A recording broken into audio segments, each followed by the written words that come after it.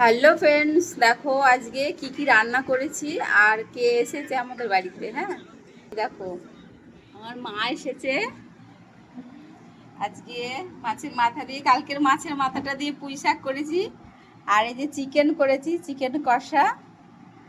আর এই যে কালকে অনেকটা মাছ ছিল, তো তোমরা দেখলেই মাছটা তো খেতে এক পিস রয়েই গেছিল, সেইটাই মাকে দিয়েছি।